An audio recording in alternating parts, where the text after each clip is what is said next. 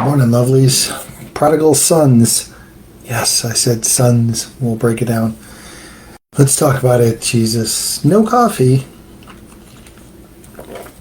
but it's okay. So late jump this morning. I was going to go donate plasma. That didn't end up happening. Long line. Wouldn't have made it back in time for work. So here we are. So let's look and dive into the prodigal son. There's a reason I put the S in parentheses in that, and we'll talk about that. We'll break that down. So this is in Luke 15. Jesus is giving this parable. This parable comes on the heels of him being questioned about why does he eat with tax collectors and sinners. So he gives this this parable is actually taught to the to Pharisees. Pharisees are definitely in earshot of this parable. So there's so much in the story of the prodigal son, and it probably resonates with a lot of people. But you're going to see that it resonates with more people. It should resonate with more people than those that it does.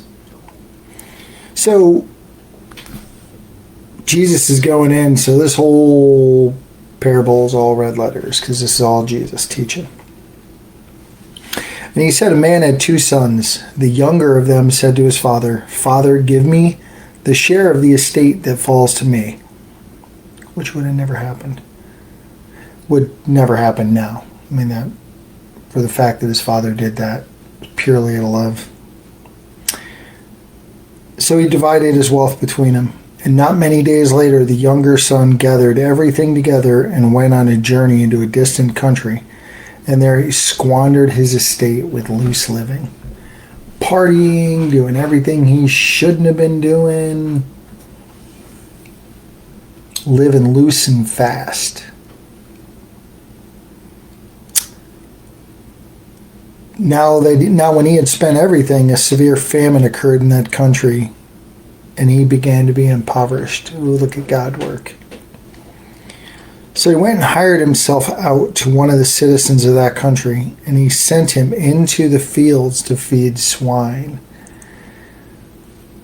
Now that alone right there, that tells how impoverished he is. Because this is a Jew, and swine, Jew and pork have nothing to do with each other. But he's feeding swine. That's how impoverished he is. That tells you desperation right there. That's when you know you've hit rock bottom. When you're a Jew and you're feeding pigs, you've hit rock bottom. So he went, he would have gladly filled his stomach with the pods that the swine were eating, and no one was giving anything to him. So he was clearly hungry and would have gladly eaten those pods that the swine were eating. But when he came to his senses, he said, "How many of my father's hired men have more than enough bread, but I am dying here with hunger?" He's at rock bottom. And he goes, there's nowhere to look but up. He said, "I'll get up and go to my father, and I'll say to him, 'Father, I have sinned against heaven and in your sight. I'm no longer worthy to be called your son. Make me as one of your hired men.'"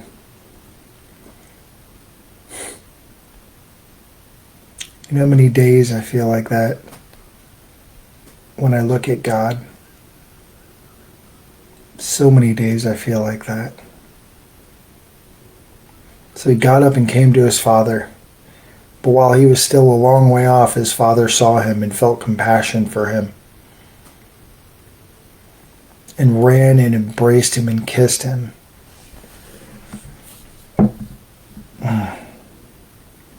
son said to him, "Father, I have sinned against heaven and in your sight. I am no longer worthy to be called your son." But the father said to his slaves, "Quickly bring out the best robe and put it on him. Put a ring on his hand and sandals on his feet. And bring the fatted calf. Kill it and let's eat and celebrate. For this son of mine was dead and has come to life again. He was lost and has been found." And they began to celebrate. Now his older son was in the field. And when he came and approached the house, he heard the music and dancing. And he summoned one of the servants and began inquiring what these things could be. Like, why is it happening? Like, what's this party? He said to him, "Your brother has come home, and your father has killed the fattened calf because he has received him back safe and sound." But he became angry and was not willing to go in. His father came out and began pleading with him. But he answered and said to his father, "Look, for so many years I have been serving you, and I have never neglected a command of yours. And yet you have never given me a young goat so that I may celebrate with my friends. But when this son of yours comes, who has devoured your wealth with prostitutes, you killed the fattened calf for him?" And he said to him, "Son, you have always been with me, and all that is mine is yours. But we had to celebrate and rejoice, for this brother of yours was dead and has begun to live, and was lost and has been found." So yes, why do I call this the prodigal sons? Because you're seeing the reaction from the older brother, the brother that was loyal, didn't wander off and squander dad's money.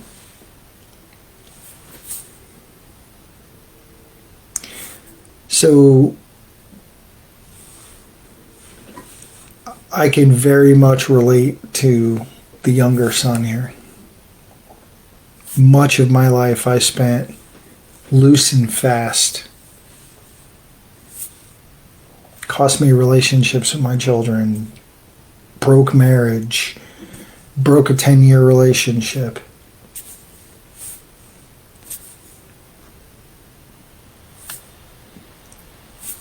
Severely damaged relationships with my kids. All because of my loose, fast living. Telling lies.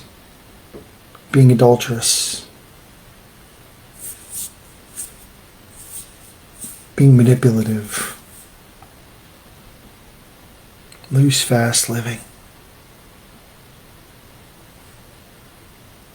I was anywhere but in God's lap, I'll tell you that right now.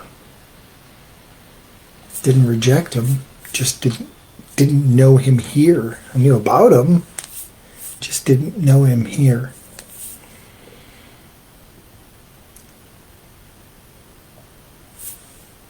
Finally, I heard that knock. But yet, how many out there live that are religious?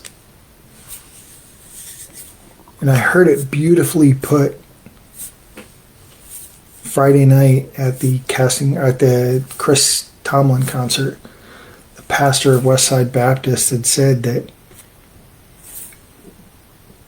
Baptist, Catholic, non-denominational, Presbyterian, Pentecostal, all of those things are like the logo on the front of your car. But the important thing is, do you have an engine that'll move your car?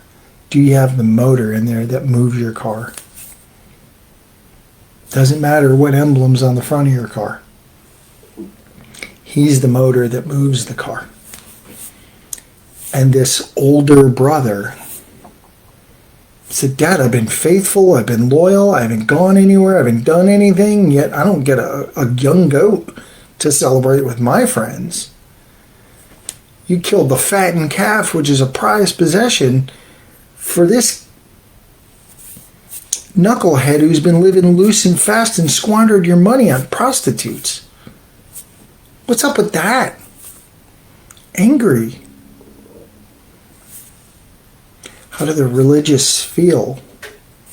When I've done all the right things, I've said all the right things, I've gone to church, I've done all of those things, and yet, Jesus, you're going to accept this loose and fast living life in the kingdom of heaven? And he's going to get the same thing I get? That's not fair. Is there a prodigal son too? No, there's not. We don't know how that story worked out for the son. But we know that, guys, I hear many times from those who've stiff-armed Christ that I'm witnessing to. So you're telling me that you can just ask for forgiveness? You're going to get all these pedophiles and murderers and mass murderers and that are all in jail, and they're going to accept Christ and they're going to go to heaven? I got news for you. The one that went on to write 66% of the books in the New Testament, his name is Paul. His name was Saul from Tarsus. Saul, guess what Saul was doing before Jesus got a hold of him? Killing, persecuting, torturing Christians. Not only was he a mass murderer, not only was he martyring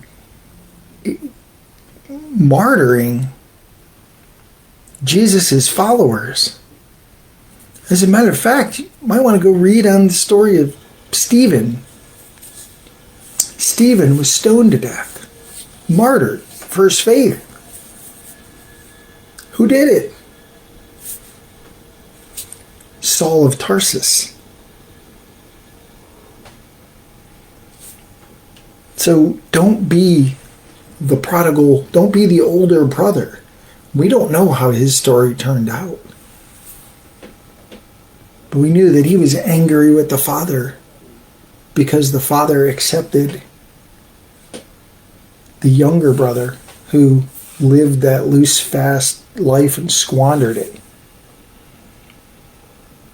We don't know how that turned out for him. There's no prodigal son 2. There's no sequel. We'll have to see when we get to the kingdom. How'd that work out for him? Guys, don't have a stony heart if you've been... There's so much in this story that this is such a... Like a Jew who hits rock bottom feeding swine would love to fill his stomach out of desperation. Looks up, and what's he see? The cross. Well, not the cross yet, but looks up and sees God. Says, man, I've sinned. That's worldly sorrow. That's godly sorrow right there. Sorry, godly sorrow.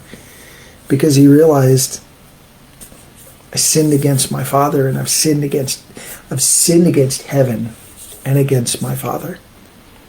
Kept him in their rightful place. I've sinned against heaven, and I sinned against my Father. And I'm not worthy to be called your son. Guys, I can't even tell you how many days I lift my head and I look and go, I'm not worthy to be your son.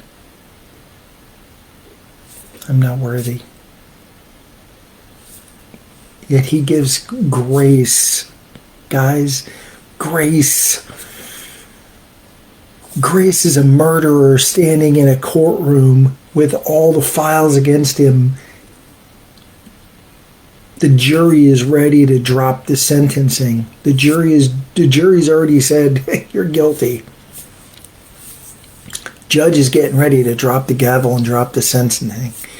And in from the back of the courtroom walks a man who says, I'll pay. I'll pay the penalty. I'll take that punishment. Because he loves you. That's grace. It's what this father gives his son. It's grace. We don't need to worry about what you squandered. Let's focus on your home.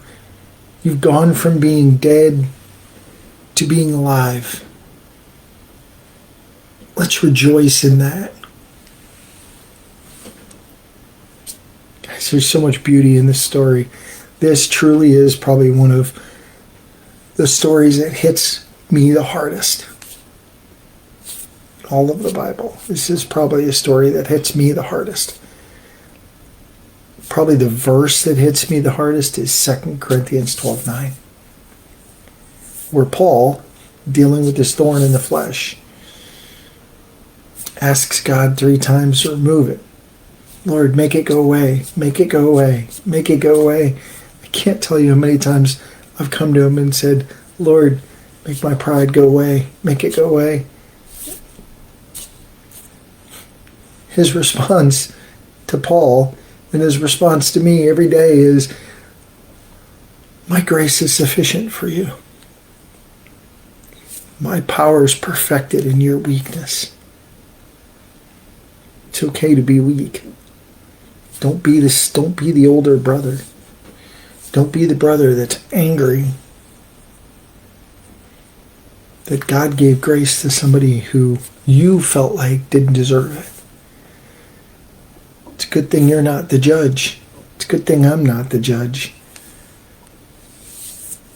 There's going to be some people in heaven that we feel didn't deserve it, but it doesn't matter what we feel.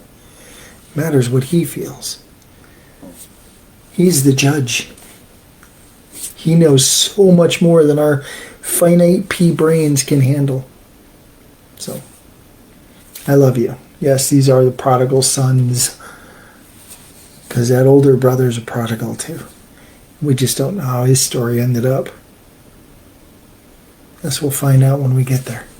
So, I love you guys. He loves you like crazy. It's time for this kid to go get after it. We'll be back tomorrow with whatever Dad wants to talk about. You guys have a beautiful Thursday.